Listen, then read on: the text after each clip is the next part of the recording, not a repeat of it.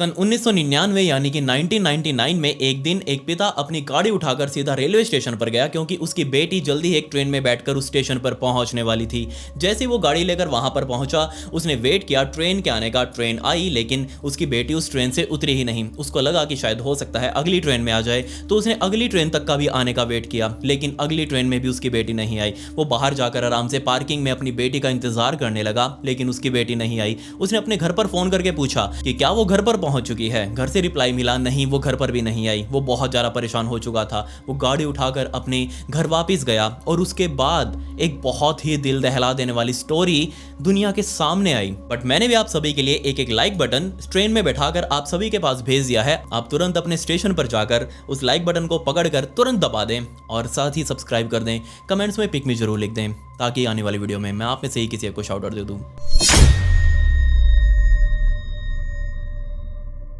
इस केस को समझने के लिए हमें ऑस्ट्रेलिया में जाना पड़ेगा और समय था सन 1998 यानी कि 1998 का। और यहीं पर रहा करता था बार्बर परिवार, जिसके अंदर माता एलिजाबेथ, पिता माइकल और उनकी 3 बेटियां जिनकी उम्र 9 से लेकर 15 साल तक की थी। पूरा परिवार बहुत ज्यादा खुश था। तीनों लड़कियां अपने माता पिता से बहुत ज्यादा खुश थी। माता पिता दोनों अच्छी नौकरी कर रहे थे, अच्छा पैसा कमा रहे थे, अपने परिवार का अच्छे से पालन पोषण कर रहे थे। लेकिन हमेशा से ऐसा नहीं था। हर किसी की तरह ये परिवार भी पहले बहुत ज्यादा फाइनेंशियली स्ट्रगल कर रहा था। इनके पास भी ज्यादा कुछ कमाने खाने के लिए था नहीं। लेकिन जैसे जैसे एलिजाबेथ और माइकल ने मिलकर मेहनत करी, इन्होंने अपने आप को इस तरीके से स्टेबल कर लिया कि हाँ, अब आगे की लाइफ ये आराम से निकाल सकते थे। माइकल और एलिजाबेथ ने मिलकर ये सोचा था कि जरूर हमारे अंदर कोई ना कोई तो टैलेंट होगा जिसको हम साइड बाय साइड रख के अपना कुछ और भी काम कर सकते हैं। यहाँ माइकल ने अपने अंदर टैलेंट ढूंढा टॉयज वगैरह बनाने का, खिलौने वगैरह बनाने का। वो साइड बाय साइड ये काम भी कर रहा था। जबकि एलिजाबेथ ने अपने अंदर ढूंढा लिटरेचर वगैरह लिखने का। वो बहुत अच्छी पोएम्स वगैरह लिख रही थी, बहुत अच्छी फिक्शनल स्टोरीज वगैरह लिख रही थी और वो बहुत ज़्यादा पॉपुलर भी थी।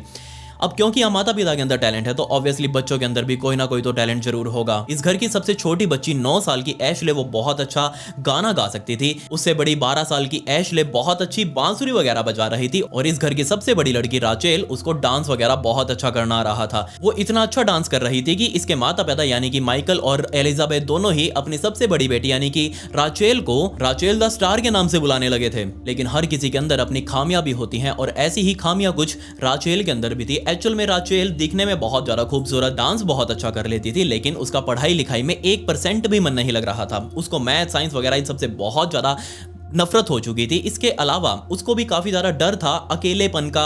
कहीं वो पब्लिक ट्रांसपोर्ट में अकेले ट्रैवल नहीं कर पा रही थी, किसी भी दुकान के अंदर अकेले जाने से डरती, ना ही वो अपने घर में कभी अकेले रुक पाती। तो एट द एंड अगर हम देखें तो राचेल किसी ना किसी के ऊपर डिपेंड रह रही थी, या तो अपने माता पिता के ऊपर या फिर अपने दोस्तों के ऊपर। उसको हर टाइम कोई ना कोई अपने पास चाहिए था। और इसी बात से माइकल और एलिजाबेथ बहुत ज्यादा परेशान रहने लगे। वो कुछ भी करके अपनी बेटी का हर टाइम हौसला बढ़ाते रहते। वो कुछ भी करके उसको प्रोत्साहित करते रहते कि किसी भी तरीके से उनकी बच्ची परेशान ना हो।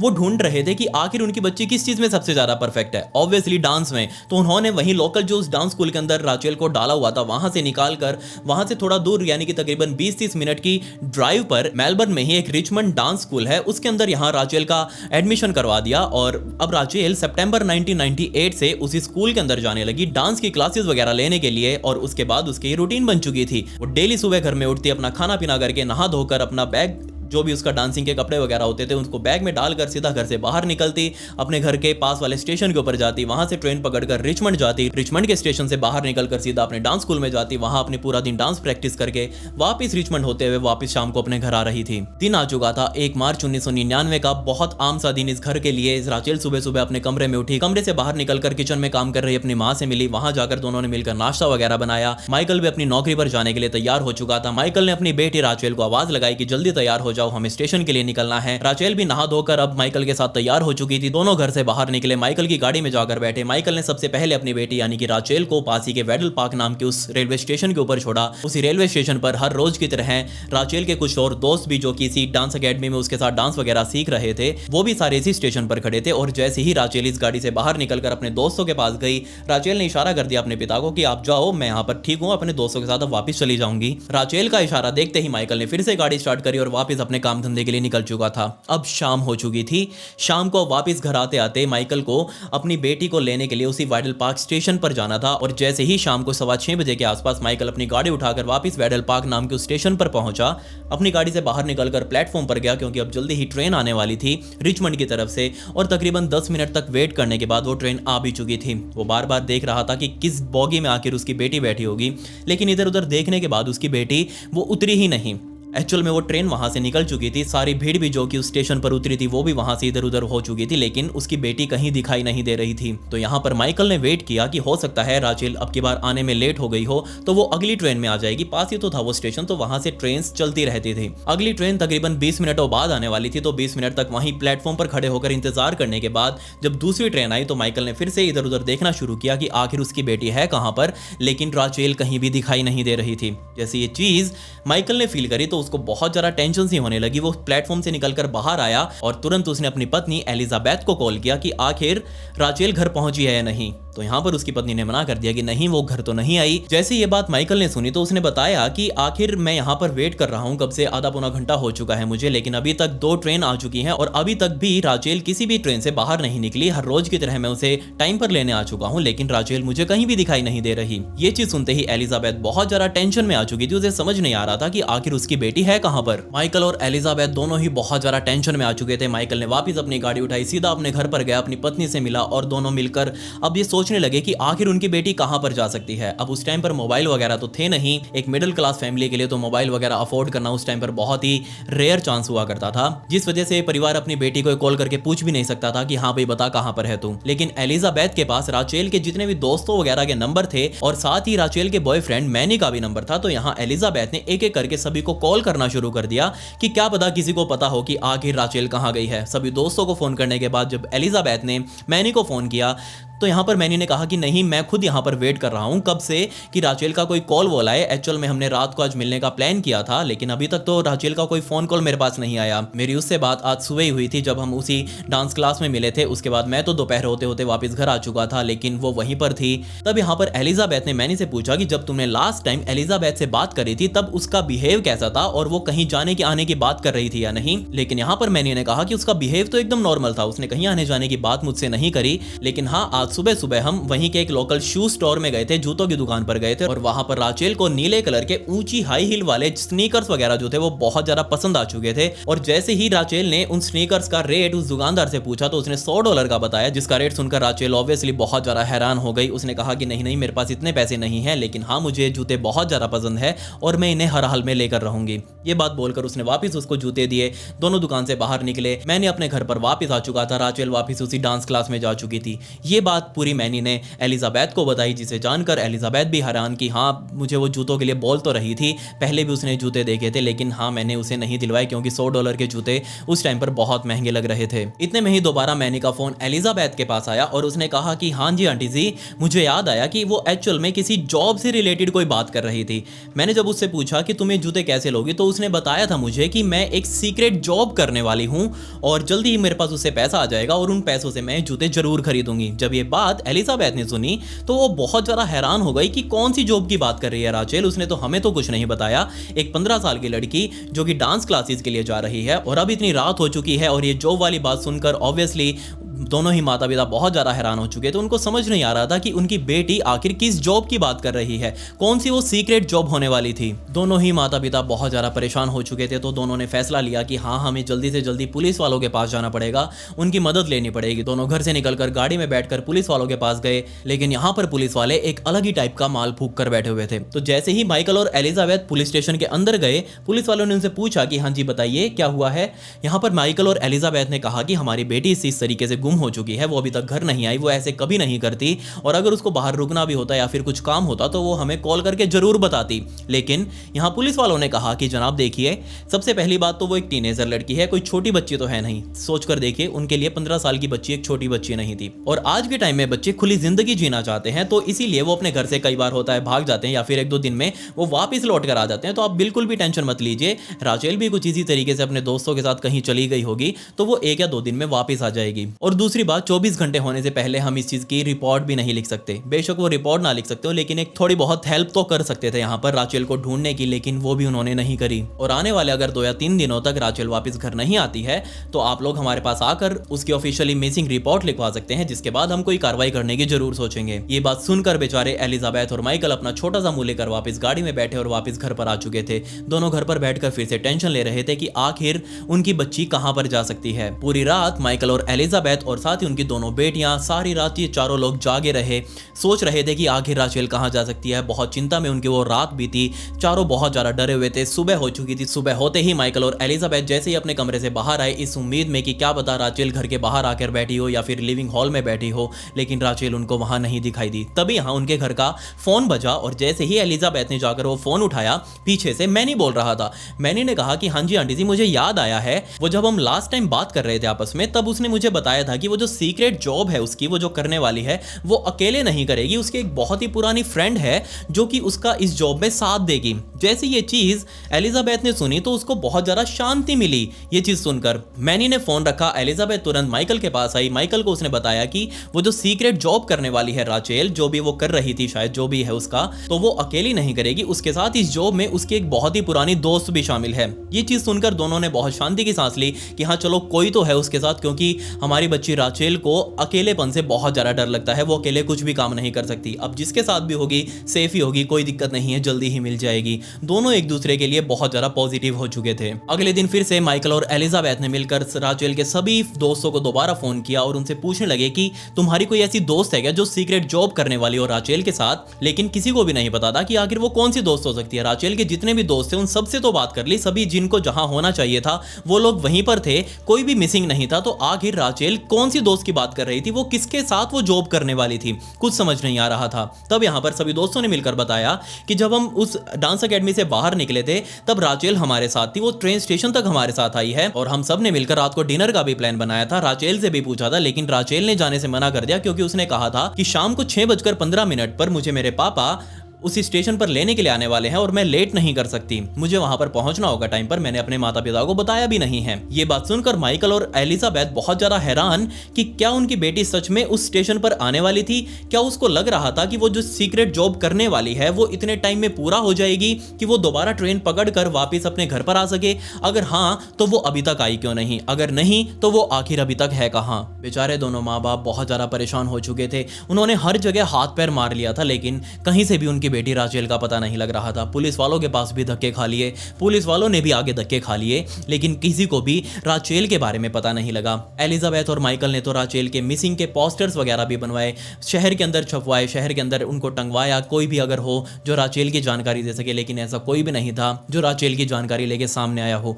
एक हफ्ता बीत चुका था, यानी कि 8 मार्च 1999, 8 मार्च 1999 का दिन आ चुका था। 8 मार्च की सुबह सुबह एलिजाबेथ और माइकल वाले घर का दरवाजा किसी ने खटखटाया। सीधा तुरंत भागकर एलिजाबेथ ने दरवाजा खोला और सामने एक लड़की खड़ी थी जिसका नाम एलिसन था। एलिसन को एलिजाबेथ पहली बार देख रही थी। एलिसन ने एलिजाबेथ को कहा कि मुझे आपको कुछ बताना है राचेल से रिलेटेड। जैसे ये बात एलिजाबेथ ने सुनी, एलिसन को तुरंत अंदर बुलाया, अंदर लिविंग हॉल में बैठाया और सीधा एलिजाबेथ ने माइकल को आवाज लगाई। माइकल भी तुरंत भागकर लिविंग हॉल में आकर सोफा पर बैठ चुका था और अब ये दोनों एलिसन की सुनने वाले थे। तो यहाँ पर एलिसन ने सबसे पहले माइकल से पूछा कि आपको क्या लगता है राचेल की लास्ट लोकेशन कितने बजे की है। तब यहाँ पर माइकल ने कहा कि सभी तो जो उसके दोस्त वगैरह बोल रहे हैं वो तो यही बोल रहे हैं कि उसकी लास्ट लोकेशन तकरीबन 5:30 पौने 6 बजे के आसपास की है। लेकिन एलिसन ने कहा कि नहीं, मैंने राचेल को 6:45 बजे के आसपास यानी कि तकरीबन 1 घंटे बाद भी देखा है, एक लड़की के साथ, वो भी प्राणांत स्टेशन पर, जो कि उसके घर से भी तकरीबन 20 मिनट की आगे की दूरी पर था। ये जो वेडल पार्क वाला था ये बीच में पड़ता था, रिचमंड उस साइड और ये प्राणांत स्टेशन बल्कि उस साइड बिल्कुल अपोजिट साइड में था। और इस स्टेशन पर एलिसन ने राचेल को उस ट्रेन से उतरते हुए देखा और उसके साथ एक लड़की भी थी। एक्चुअल में एलिसन राचेल के पुराने स्कूल की क्लासमेट रह चुकी है, तो दोनों एक दूसरे को जैसे जानते थे। तो जैसे ही एलिसन भी उसी प्राणांत स्टेशन पर उस ट्रेन से बाहर निकली और ट्रेन के डब्बे के दूसरे गेट से राचेल और उसकी एक और दोस्त उस डब्बे से बाहर निकली, तो एलिसन ने जैसे ही देखा ये तो राचेल है, राचेल की तरफ हाय हेलो किया। राचेल ने भी पलटकर हाय हेलो में जवाब दिया और एलिसन ने बताया कि जो लड़की उसके साथ थी ये बिल्कुल ऐसा लग रहा था जैसे तो दोनों आपस में बहुत पुरानी दोस्त हों, दोनों एक दूसरे को जानती हों। हो, हंस हंस के एक दूसरे से बातें कर रही थी। तो मुझे बिल्कुल नहीं लगता कि राचेल जब उस टाइम पर गायब हुई तो वो किसी अननोन के साथ थी। 11 मार्च 1999 का दिन आ चुका था। राचेल के माता पिता माइकल और एलिजाबेथ एलिसन को लेकर सीधा पुलिस स्टेशन में गए। वहां पर जाकर पुलिस वालों से बात करी कि एलिसन ने लास्ट टाइम राचेल को एक लड़की के साथ देखा था, जो कि उसकी दिखने में तो दोस्त ही लग रही थी, अब हमें नहीं पता कौन थी। तो पुलिस वालों ने एलिसन से पूछताछ करी, एक स्केच आर्टिस्ट को बुलवाया गया, एक स्केच तैयार करवाया गया उस लड़की का जिसके साथ राचेल को लास्ट टाइम देखा गया था। सभी अब इस मिस्ट्री गर्ल की तलाश में लग चुके थे कि आखिर ये लड़की थी कौन जिसके साथ राचेल गायब हो चुकी थी। क्या ये लड़कियां दोनों ही इस शहर से भाग चुकी थी, कहीं और जाकर बस गई, या फिर इन दोनों के साथ ही कुछ गलत हो चुका था। सभी इस कंफ्यूजन में थे कि आखिर ये दोनों है कहां पर। तब पुलिस वालों ने इस मैटर को थोड़ा सीरियस लिया, क्योंकि अभी तक तकरीबन 11 दिन बीत चुके थे एक लड़की को गायब हुए। तो पुलिस वालों ने थोड़ा सा ध्यान दिया और कहा कि कोई बात नहीं, अब हम इसके अंदर गहनता से जांच करते हैं। तो सबसे पहले पुलिस वालों ने राचेल के घर का जो लैंडलाइन नंबर था, उस नंबर पर राचेल के गायब होने से पहले वाले दिन यानी कि 28 फरवरी वाले दिन जितने भी कॉल्स वगैरह आई थी उन सभी की डिटेल्स मंगवाई, क्योंकि यहां पर पुलिस वालों को लग रहा था कि अगर राचेल कोई नौकरी वगैरह करने वाली थी तो ऐसा तो हो नहीं सकता कि एक ही दिन में उसका नौकरी के लिए प्लान बन गया हो। ये नौकरी का प्लान, नौकरी की तैयारी उसकी काफी पहले से चलती आ रही होगी ऑब्वियसली, तो उसकी जरूर बातें यहाँ फोन पर भी हुई होंगी। पुलिस वालों को ऐसा लग रहा था। पुलिस वालों ने तुरंत कॉल हिस्ट्री की डिटेल्स मंगवाई और उनके अंदर एक एक नंबर को छांटने लगे कि आखिर वो नंबर किसका हो सकता है जिससे राचेल ने बातें की होंगी। तब यहाँ पर पुलिस वालों के सामने एक नंबर सामने आया इस लिस्ट के अंदर, और ये एक प्राइवेट नंबर था। जैसे ही पुलिस वालों ने इस प्राइवेट नंबर को देखा कि ये अजीब सा नंबर, ये प्राइवेट सा नंबर इस लिस्ट में क्यों शामिल है, कौन है ऐसा खुफिया बंदा जो राचेल को कॉल कर रहा है। और कमाल की बात तो यहाँ ये थी, इस नंबर पर दोपहर के टाइम पर 15 मिनट और शाम के टाइम पर 30 मिनटों तक लगातार बातें की गई थी। दोनों बार ये इनकमिंग कॉल थी, राचेल के पास सामने से कॉल किया गया था। अब पुलिस वालों को देखना था कि आखिर ये प्राइवेट नंबर है किसका। पुलिस वालों ने नंबर की जांच करवाई और जल्दी ही पुलिस वाले इस नंबर के पीछे छुपी हुई एक लड़की तक पहुंच चुके थे। जी हाँ, ये लड़की कोई और नहीं बल्कि कैरोलिन रॉबर्टसन थी, जिसने प्राइवेट नंबर से राचेल के पास 28 फरवरी 1999 के दिन 2 बार कॉल किया था, और एक बार 15 मिनट और एक बार 30 मिनटों तक लगातार बातें करी थी। तो जैसे ही पुलिस वालों ने इस लड़की की फोटो देखी, ऑब्वियसली फोन कंपनी वालों ने साथ में कस्टमर की फोटो भी भेजी थी, तो जैसे ही पुलिस वालों ने वो फोटो देखी तो वो सोचने लगे कि ये तो कहीं ना कहीं देखी हुई लगती है। पुलिस वाले समझ रहे थे कि हाँ, ये कोई और नहीं बल्कि वही स्केच वाली जैसी लड़की है जो कि एलिसन ने स्केच बनवाया था जिस लड़की का। तुरंत स्केच मंगवाया गया और स्केच के साथ इस लड़की को मैच किया गया, जो लगभग कहीं हद तक मैच हो रहा था। पुलिस वालों ने तुरंत ही एलिजाबेथ और माइकल को पुलिस स्टेशन में बुलाया। एलिजाबेथ और माइकल अपनी गाड़ी उठाकर पुलिस स्टेशन में पहुंचे। वहां जाकर पुलिस वालों ने एक फोटो दिखाई कैरोलिन की, और इस फोटो को देखते ही एलिजाबेथ और माइकल दोनों बहुत ज्यादा हैरान हो चुके थे, क्योंकि एलिजाबेथ और माइकल दोनों ही जानते थे कि आखिर ये लड़की है कौन। पुलिस वालों को उन्होंने बताया कि ये एक्चुअल में हमारे घर की बेबी सीटर थी। बेबी सीटर कोई और नहीं बल्कि एक प्राइवेट नैनी टाइप की ही होती है, जो कि घर में जा जाकर छोटे छोटे बच्चों का देखभाल जो करे, उनका ख्याल रखे, उनके साथ हंसे खेले और सुबह से शाम तक उनका टाइम पास करवा के। एक्चुअल में इनको वो लोग हायर करते हैं जो माता पिता नौकरी पेशे वाले हों, काम धंधे वाले हों। सुबह वो घर से बाहर निकलते हैं, पीछे बच्चों की देखभाल के लिए भी तो कोई ना कोई चाहिए। तो ऐसे ही एलिजाबेथ और माइकल ने मिलकर इस 20 साल की कैरोलिन को बेबी सीटर रखा हुआ था अपने घर में। जब ये सारे बच्चे, इनके बच्चे छोटे थे, तो ये तीनों बच्चों का ध्यान ये कैरोलिन ही रखा करती थी। तो जैसे जैसे राचेल बड़ी हुई, कैरोलिन और राचेल के बीच में काफी अच्छा बॉन्ड बन चुका था, आपस में दोनों दोस्त बन चुके थे।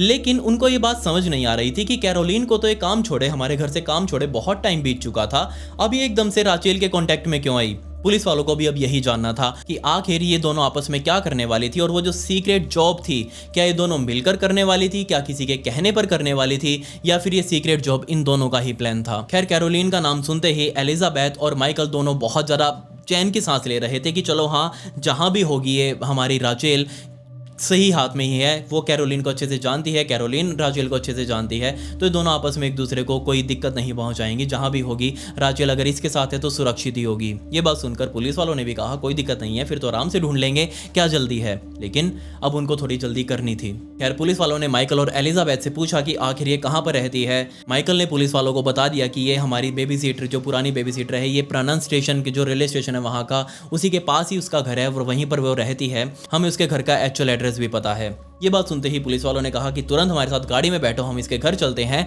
और देखते हैं कि आखिर ये दोनों है कहां पर। पुलिस वालों के साथ एलिजाबेथ और माइकल दोनों गाड़ी में बैठे और ये पुलिस वालों की गाड़ी अब चाऊ चाऊ करते हुए सीधा कैरोलाइन के घर पर पहुंच चुकी थी। तकरीबन शाम के 5:30 बजे के आसपास कैरोलिन के घर पर ये गाड़ियां पुलिस वालों की पहुंची थी, लेकिन जैसे ही पुलिस वालों की गाड़ियां यहां पर आकर रुकी, पुलिस वाले गाड़ी से नीचे उतरे, जाकर दरवाजा खटखटाया तो पुलिस वालों को कुछ अजीब लगा इस घर में। और वो अजीब ये कि अंदर से ये घर बंद है लेकिन कोई भी अंदर से दरवाजा नहीं खोल रहा। ये चीज़ देखकर पुलिस वाले भी थोड़े से हैरान कि आखिर घर के अंदर कोई है भी या नहीं। वो इस चीज़ के लिए कंफर्म होना चाह रहे थे। तो एक पुलिस वाले ने कहा कि चलो हम घर के चारों ओर घूम कर देखते हैं, क्या पता हमें घर के आगे पीछे कोई मिल जाए।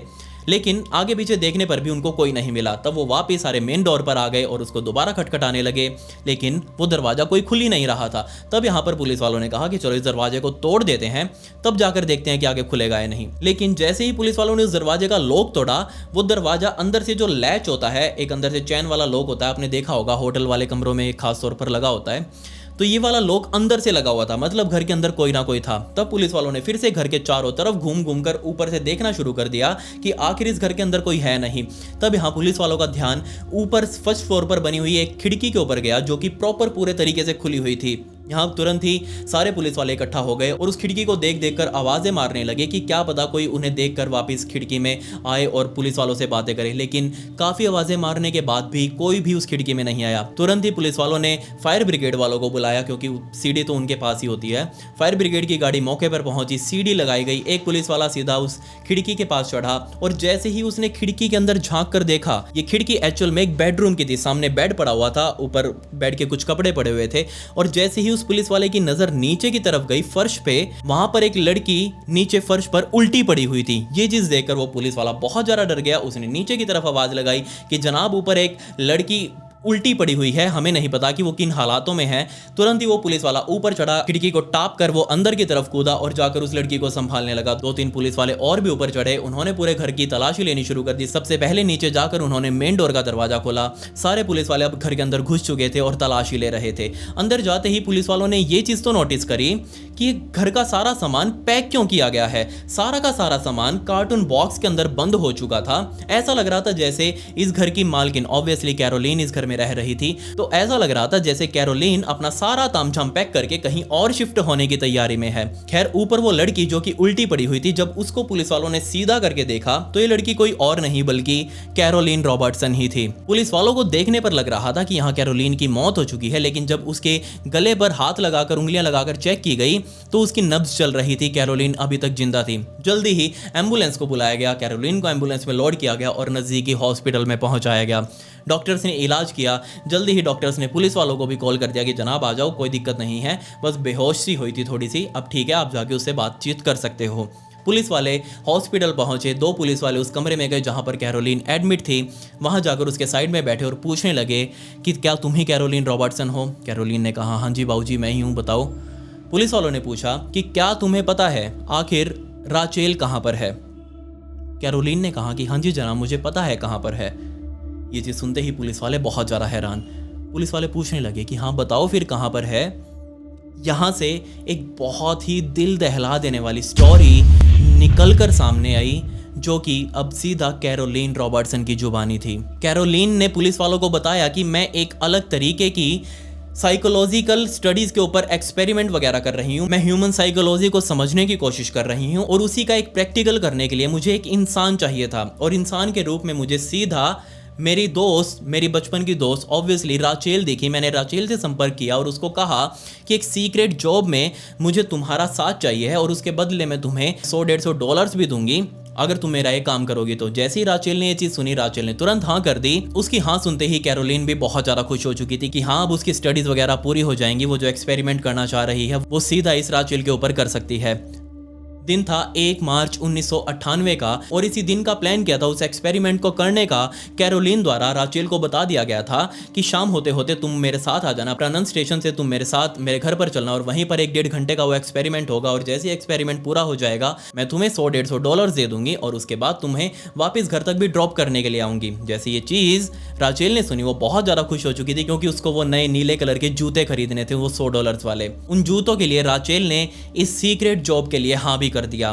खैर 1 मार्च 1998 की शाम होते होते कैरोलिन खुद उस रिचमंड स्टेशन पर पहुंच चुकी थी राचेल को पिक करने के लिए। ये दोनों लड़कियां सीधा जाकर ट्रेन में चढ़ी। वो ट्रेन बीच में वेडल पार्क को भी क्रॉस करते हुए आगे प्रनन स्टेशन तक पहुंच चुकी थी। ट्रेन से बाहर निकलकर राचेल ने एलिसन को देखा, उसकी तरफ हाय हेलो किया और हाय हेलो करते ये दोनों स्टेशन से बाहर निकल चुके थे। ये दोनों अब कैरोलिन के घर की तरफ पैदल पैदल जा रहे थे। बीच में उनको पिज्जा की दुकान दिखी।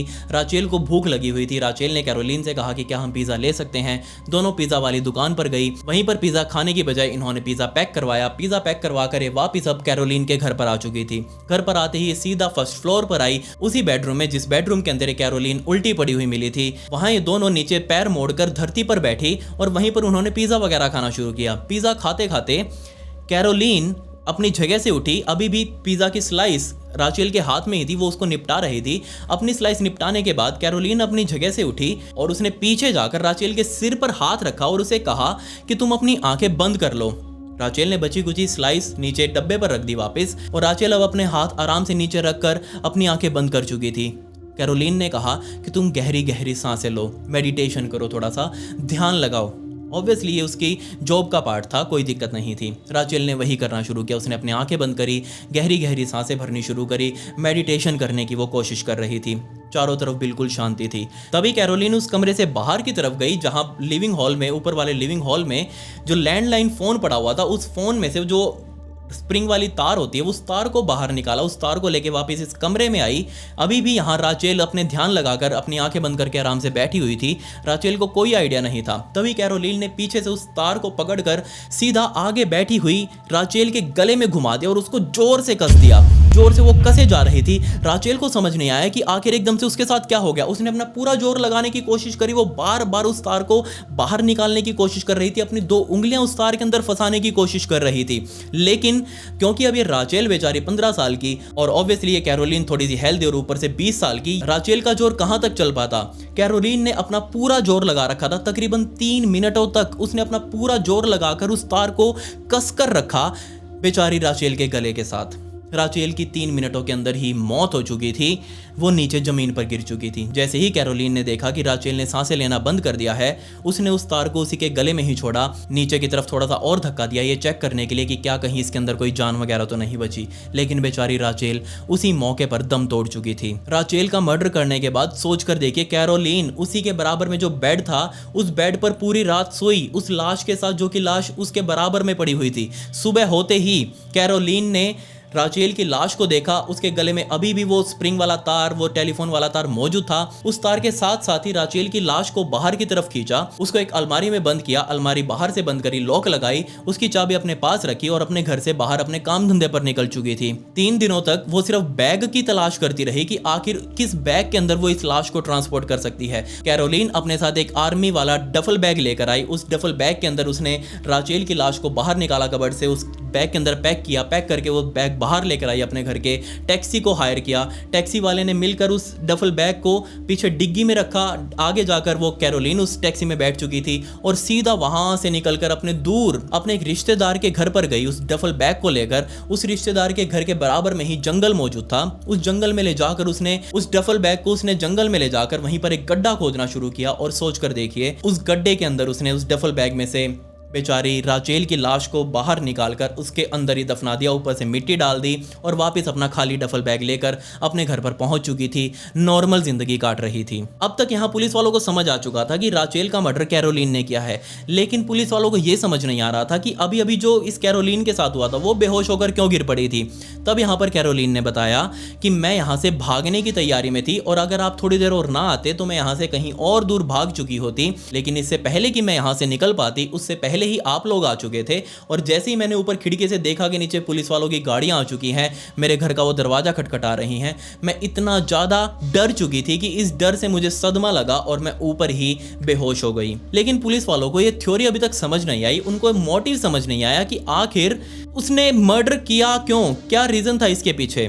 थोड़ी और सख्ती से पूछताछ करने के बाद एक्चुअल रीज़न निकलकर सामने आया। सोच कर देखिए आप, एक लड़की ने मर्डर सिर्फ इसलिए कर दिया क्योंकि जिसका मर्डर हुआ वो लड़की बहुत ज़्यादा खूबसूरत थी और जिसने मर्डर किया उसको ऐसा लगता था कि वो कम खूबसूरत है, इसलिए उसकी तरफ कोई अट्रैक्ट नहीं होता। जी हाँ, यहाँ कैरोलीन का मानना था कि वो राचेल को बचपन से देखती आ रही है, उसके हाथों में वो खेलती थी और उसको स्टार्टिंग से ही राचेल बहुत ज़्यादा पसंद रही थी। और राचेल को देखते देखते ही कैरोलीन ने बहुत टाइम पहले से ही ये प्लान बना लिया था कि वो आज नहीं तो कल राचेल की आइडेंटिटी खुद ले लेगी। सोच कर देखिए आप, वो क्या प्लान बना रही थी। उसने यहाँ पर सोचा हुआ था कि वो कभी ना कभी राचेल को ऐसा अपने जाल में फंसाएगी कि वो राचेल को मारकर उसकी आइडेंटिटी खुद ले लेगी, क्योंकि उसको राचेल बहुत ज़्यादा खूबसूरत लगती थी। ऑब्वियसली राचेल अपनी जगह पर बहुत ज़्यादा खूबसूरत थी, नो डाउट इस बात में, लेकिन इस तरीके से कौन आइडेंटिटी लेता है भाई, मुझे तो समझ नहीं आया। कैरोलीन ने बताया कि वो सिर्फ और सिर्फ राचेल की आइडेंटिटी लेना चाह रही थी। उसका प्लान था कि वो राचेल को मार कर उसकी लाश को ठिकाने लगाकर थोड़ी बहुत अपने मुंह की प्लास्टिक सर्जरी वगैरह करवाती। कुछ सालों बाद वो वापस राचेल के घर पर जाती, राचेल बनकर ही राचेल के नाम के जो डॉक्यूमेंट्स वगैरह थे वो भी तैयार करवा लेती। उसको पता ही था सारी लाइफ का, राचेल की लाइफ में क्या क्या हुआ था पास्ट में, तो वो राचेल के माता पिता यानी कि माइकल और एलिजाबेथ को भी सब कुछ बता सकती थी कि आखिर उसकी पास्ट लाइफ कैसी रही है। वो तुरंत ही उसके ऊपर विश्वास कर लेते। उसका प्लान था कि वो प्लास्टिक सर्जरी करवा के राचेल जैसा चेहरा बनवाती, उसके जैसे आंखें वगैरह बनवाती, लेकिन उससे पहले ही पुलिस वालों ने उसे झप लिया था। यार ये स्टोरी सुनकर पुलिस वालों को बहुत ज़्यादा झटका लगा और उससे ज़्यादा बड़ा झटका लगा था माइकल और एलिजाबेथ को, क्योंकि उनके तो घर की बच्ची गई थी और वो भी उस इंसान द्वारा मर्डर की गई जिसके हाथों में राचेल खेली थी। और ना सिर्फ राचेल खेली थी बल्कि बाकी के दोनों बच्चे भी कैरोलीन के हाथों में ही खेल खेल कर वो बड़े हुए थे। लेकिन वो एक टाइम पर ऐसा कर देगी, ये उम्मीद किसी को नहीं थी। खैर कैरोलिना को कोर्ट में पेश किया गया और कोर्ट ने उसे 20 सालों की सज़ा दी, लेकिन उसने 20 साल तो नहीं सिर्फ 15 साल ही जेल के अंदर बिताए और 15 सालों बाद उसे इस केस से बरी कर दिया गया। सन 2015 में वो जेल से बाहर आ चुकी थी। अब वो अपनी ज़िंदगी कहाँ बिता रही है, किन हालातों में है, ये मुझे नहीं पता, ना ही मैं जानना चाहूँगा। खैर राचेल की माँ ने अपने साथ हुए, अपने परिवार के साथ हुए इस बहुत बड़ी ट्रेजिडी के ऊपर एक पूरी किताब लिखी। वो आपकी स्क्रीन के ऊपर अभी आ रही होगी, तो आप उसे पढ़ सकते हैं। साथ ही इस पूरी घटना के ऊपर एक मूवी तक बन चुकी है, अगर आप देखना चाहें तो वो भी देख सकते हैं। आपको इस स्टोरी के बारे में क्या कहना है, आपको अपने विचार क्या देने हैं, या तो कमेंट्स में या फिर मेरे इंस्टाग्राम पर आकर मुझे जरूर बताएं। ये मेरी इंस्टाग्राम आईडी, इसका लिंक आपको डिस्क्रिप्शन में भी मिल जाएगा, तो प्लीज़ आप मुझे वहां फॉलो जरूर कर लें। आपके हाथ से फॉलो बटन जरूर क्लिक हो जाना चाहिए। खैर पिछली वीडियो का शाउट आउट हरेंद्र शर्मा को and comment pick me to get a shout out in next video. मिलते हैं अगली वीडियो में। ये वीडियो देखने के लिए धन्यवाद।